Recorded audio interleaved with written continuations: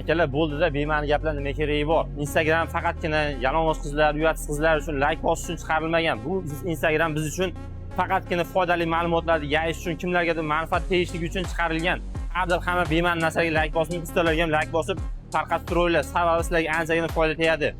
Bu SMS'larni ko'rib, men to'g'risi ancha dilim og'ridi. Sababi yaqinda mana bu Damas Palos chiqaradigan apparat reklama qilgan edim. Bu narsa ko'pchilikka yoqdi hamda ko'pchilikka manfaatli keldi.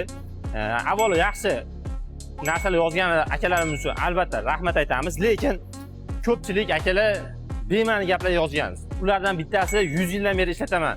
Aka, kalla joydami odamsizki, ongingiz ishlating, qanaqasi 100 yildan beri ishlatasiz? Bu narsa yosh kirgan bo'lsa, bir 50 ga kirganda bo'lsa, 30 ga kirgan bola 100 yildan beri ishlataman deb. Qanaqasi 100 yil oldin ishlatishi mumkin? Buni ota-bobosidan oldin tug'ilgan bo'ladimi odam?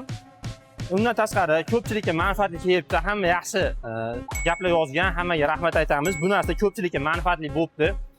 Bitta akamiz aytadi, buni o'rniga prista chiqarish kerak. Akalar qarab turinglar-da, sizlarga oddiy narsani tushuntirib beraman. Mana bu pris kamida $100 turadi. Bu $100 hamma olgani o'rinladi. Sababi yangi ustalar bor, eski ustalar bor, kimdir tay baquvvat, kimdir ota-onasi puli bordir, tapat olib beradi. Lekin oddiy standart yo'ldan chiqqan usta aka bu $100 ga olib qo'yolmaydi.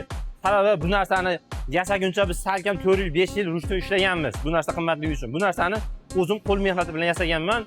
Salkam 10 yil bo'ldi, zo'r ishlaydi. Kimdir yasashga qurbi yetmas, kimdir olishga qurbi yetmas. Lekin bu pris bo'ladigan bo'lsa, bu narsani kerak emas. Buni o'rniga pris tayda apparati bor. U ham akalar 600 ming so'm turadi. 600 ming so'm kimgadir oddiydir, lekin kimgadir yaxshi pul hisoblanadi. Mana bu narsa ancha arzonroq, qo'l mehnati bilan yasalgan. Ko'pchilikka manfaat beradi. Biz ham ancha yil ishlatganmiz. Kerak bo'lsa hozirgacha ishlatamiz bu narsani. Umuman minus tomoni yo'q. Undan tashqari bitta akamiz aytadi, bu rezva o'lib qoladi deydi. Aka, bu rezvani inson kallasi bilan yaxshi inson fikrlab yasagan, odamlarga manfaat tegsin deb. Mana 15 yildan beri ishlaydi. Hali rezvasi qiltatgan yo'q.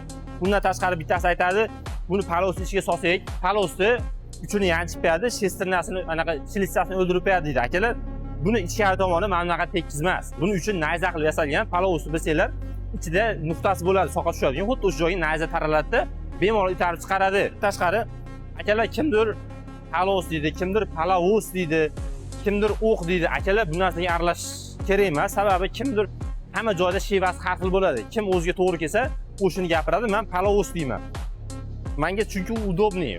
O'shaning uchun akalar SMS olishga hushyor bo'linglar. Bu narsa chiqargandan keyin qoqish masalasi. Qoqish masalasi uchun ideal yechimlar bor. Xohlasa qizdirib qoqadi, xohlasa abo'ymani chotki ustiga turba qo'yib qoqsa ham zo'r chiqadi. Akalar, bu prislarsiz ishlayotgan ustalar ko'p. Bu ustalar yomon usta deyilmaydi. Bu ustalar ideal darajada palovni pachligini chiqarib, pachligini qoqib qo'yishga qodir. Faqatgina o'shaqa ustalar uchun sal-pal yordam bo'lsin deb mana shunaqa narsalar instrumentdan chiqaramiz. Bu videoda akalar noto'g'ri tushunmaysizlar. Mabodo noto'g'ri gapirgan bo'lsam, oldindan uzr so'rayman. Noto'g'ri gaplarga rozi bo'lasizlar. Bu videoda yangi ustalarga hamda shunaqa instrumentga qiziqadigan, yangilik qiziqadigan ustalarga jo'natib, like bosib qo'yish esdan chiqmasin. Bundan ham qiziq videolar hali oldinda.